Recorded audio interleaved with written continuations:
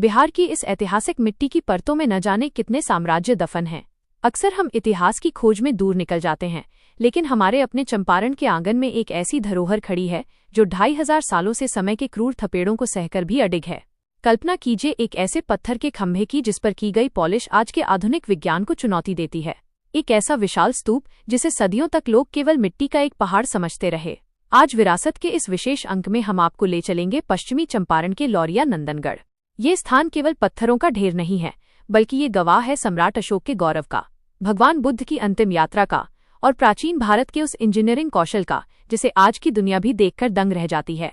अशोक स्तंभ का विवरण। जैसे ही हम लौरिया नंदनगढ़ की सीमा में प्रवेश करते हैं, सबसे पहले हमारी नजर ठहरती है उस भव्य अशोक स्तंभ पर जो 32.5 फीट की ऊंचाई के साथ आसमान को छूता हुआ प्रतीत होता है।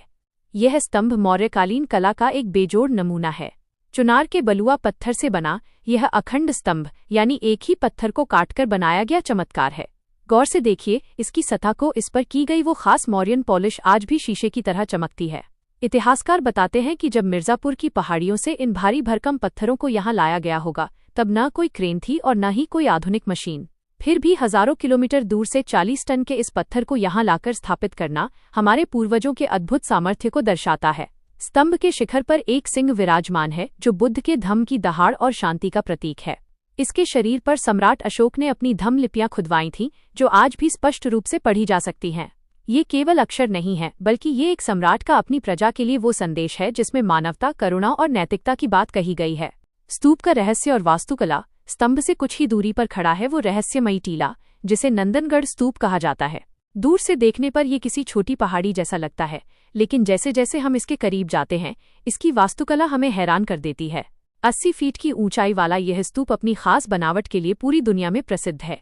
इसकी संरचना बहुकोणीय है, यानी इसमें कई कोने और मंजिलें बनी हुई हैं। पुरातत्वविदों का मानना है कि इंडोनेशिया का जो प्रसिद्ध बोरोबुदुर मंदिर है, उसकी प्रेरणा शायद इसी नंदनगढ़ स्तूप से ली गई थी। 1930 के दशक में जब यहाँ खुदाई की गई तो मिट्टी के नीचे से जो सच बाहर आया उसने पूरी दुनिया को चौंका दिया। यहाँ से चांदी के प्राचीन सिक्के, मौर्यकालीन मूर्तियां और बेशकीमती बर्तन मिले। यहाँ 15 छोटे टीले भी मिले हैं जिनके बारे में कहा जाता है कि वे प्राचीन काल के महत्वपूर्ण व्यक्तियों की समाधियां हो सकती हैं। यह स्थान उस समय के धार्मिक और राजनीतिक शक्ति का केंद्र रहा होगा। बुद्ध का संबंध और ऐतिहासिक महत्व। नंदनगढ़ का महत्व केवल इसकी बनावट तक सीमित नहीं है, इसका आध्यात्मिक जुड़ाव बहुत गहरा है।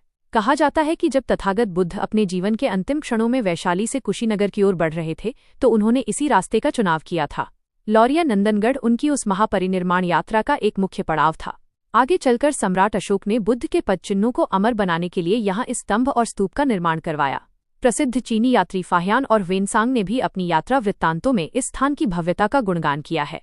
उनके लेखों से पता चलता है कि यहाँ कभी हजारों भिक्षु रहा करते थे और यह ज्ञान का एक बड़ा केंद्र हुआ करता था। समय बदला, साम्राज्य बदले, लेकिन नंदनगढ़ की ये ईंटें आज भी उस गौरवशाली युग की कहानियां सुना रही हैं।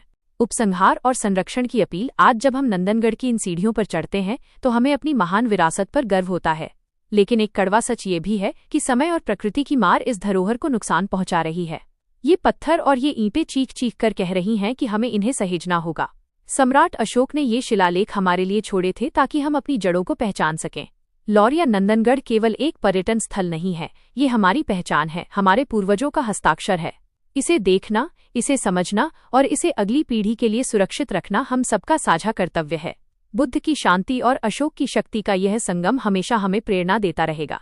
अगर हम अपनी विरासत को भूल गए तो हम अपना भविष्य कभी नहीं संवार पाएंगे। आइए इस ऐतिहासिक गौरव को दुनिया के कोने कोने तक पहुंचाएं।